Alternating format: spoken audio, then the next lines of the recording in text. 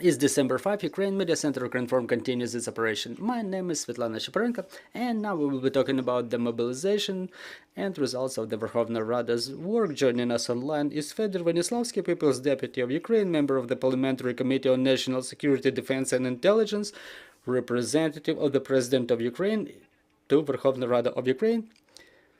Mr. Fedir, good afternoon. Good afternoon. Glory to Ukraine. Glory to the heroes. Mr. Fedir. So, now there is a number of draft laws in the Verkhovna Rada to be considered that are related to mobilization. So let's talk about them, about social protection of the servicemen. So what is contemplated by this draft law, and do we expect it to be adopted by the end of the year?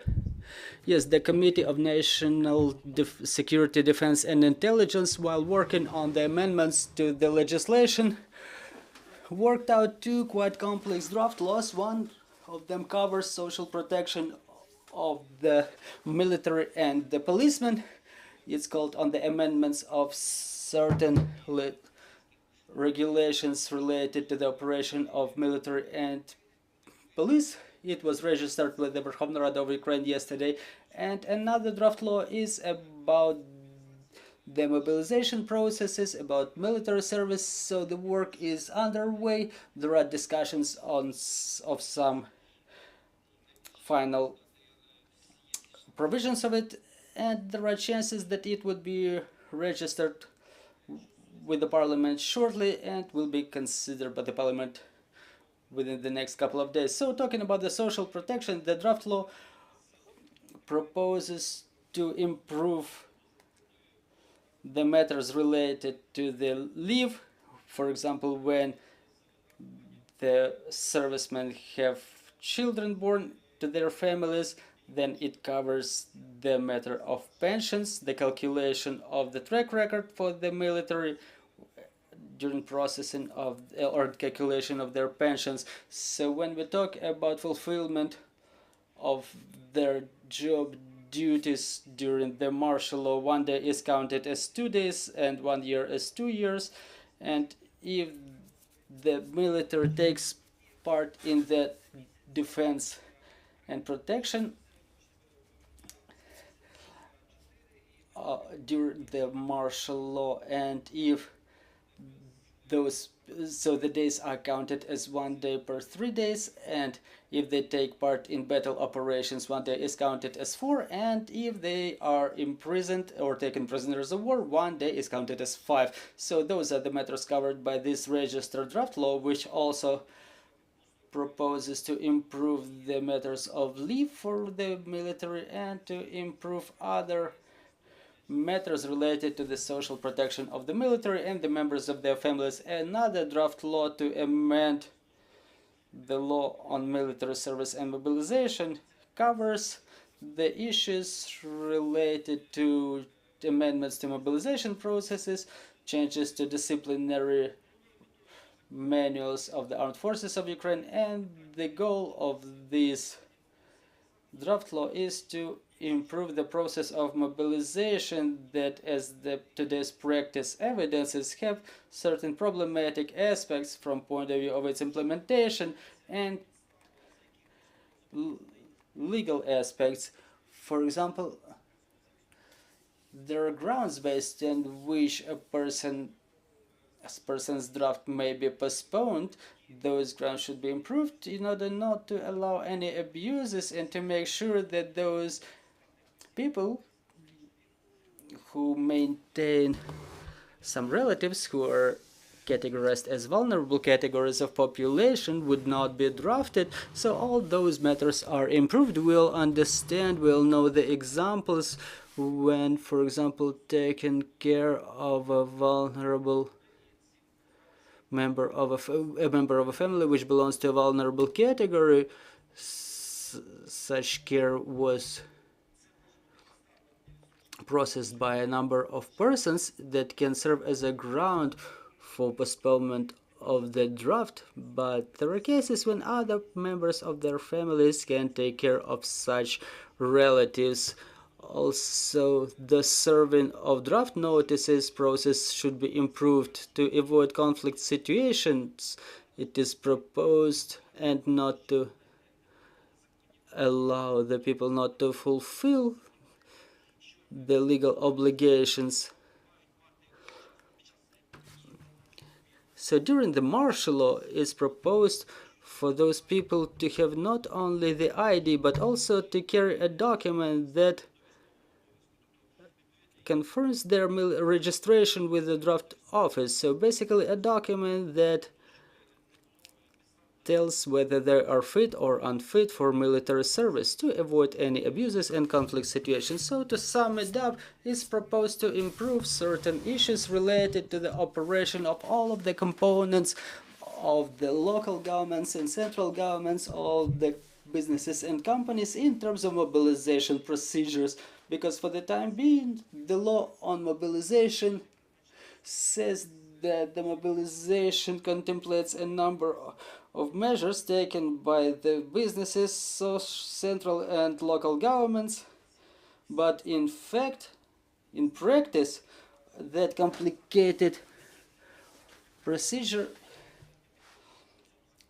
is all fulfilled by the representatives of the conscription offices. So the law suggests the improvement of the functions of the representatives of the conscription offices as well. So for example, in case a person is wounded in the battlefield, they are supposed to stay on leave and leave after the end of the treatment up to 12 years without any negative legal consequences. Also, the electronic register, the operation of electronic register is also being arranged with this draft law. So it covers both the military service and mobilization. So talking about the service itself, it ensures the gender equality, equal rights for males and females, the matters of supply, the matters related to the duties of the reservists during the legal regime of martial law, to identify who does what during the situations like the one that arisen on the 24th of February 2022. So as you mentioned, the draft laws suggest the improvement of operations of all the procedures around the mobilization. You see there are scandals around the conscription offices all the time. So what is done to remove this scandal component? Well, you know, those issues that come up to the public space in the mass media, the Committee on Security, Defense and Intelligence reviews all those cases. We required documentary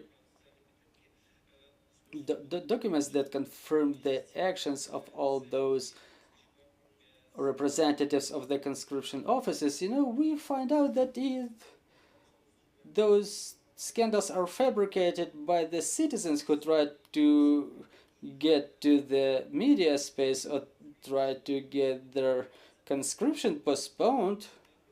But we understand that the representatives of the conscription offices, they are military, they should not succumb to emotions. Sometimes it's difficult to do so.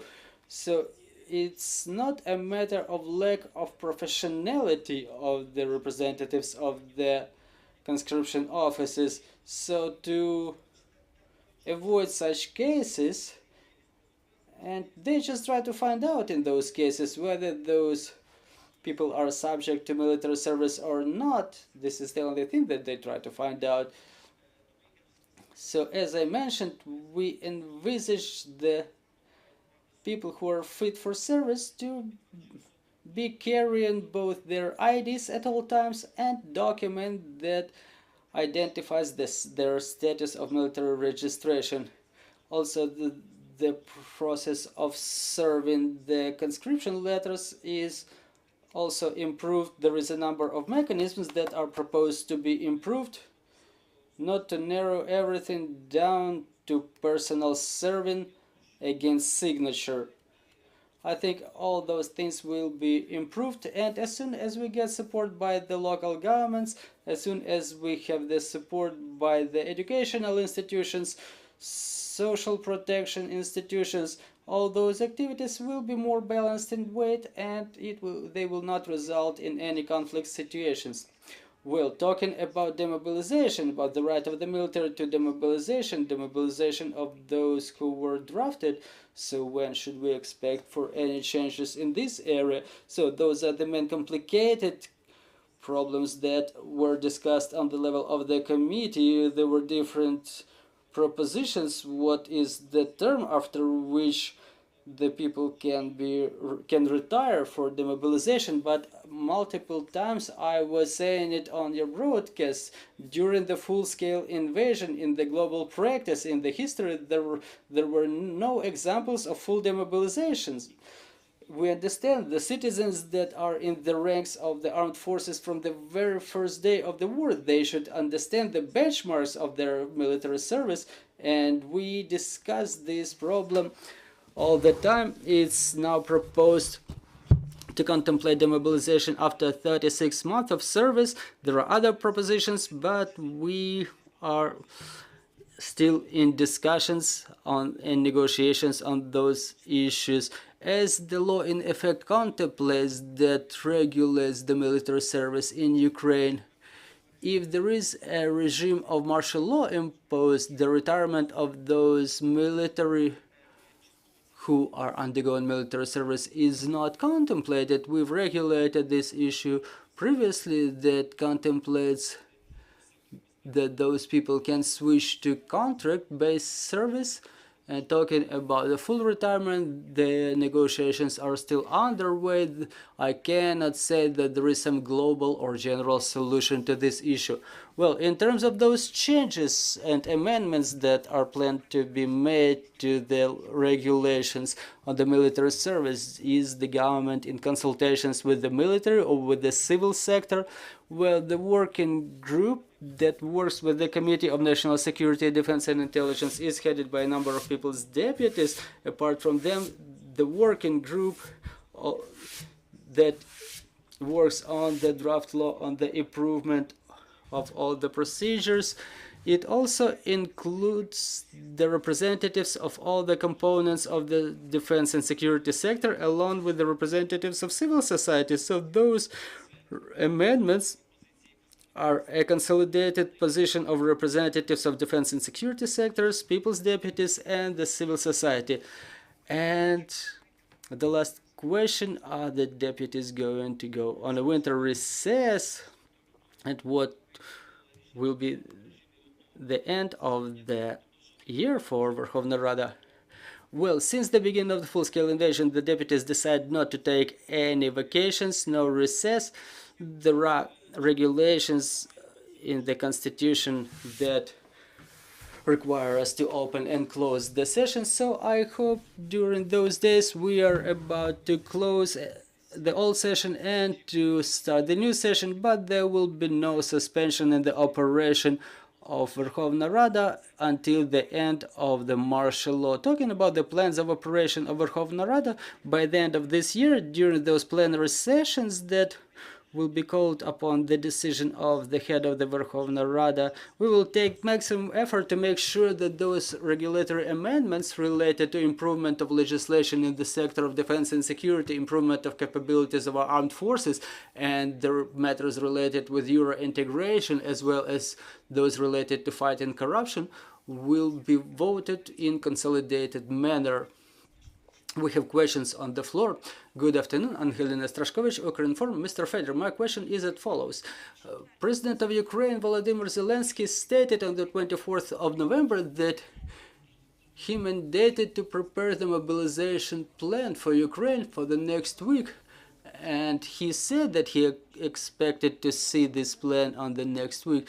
Do you know if such plan was presented within the periods stipulated by the president? Well, let me remind you that there are two key laws that regulate the activities in terms of mobilization procedures. Both of them contemplate long-term, medium-term, and short-term plans for mobilization of including mobilization of economy. This is why there is nothing new to expect here. but the president mandated it for the time being. I don't have any information whether the general headquarters, who is the main developer of such plans, has already presented it upon the demand of the president, but I don't know about any such documents being incoming to the committee. Thank you, Mr. Fedir, for your answers. We were talking about mobilization procedures and the results of Verkhovna Rada operation.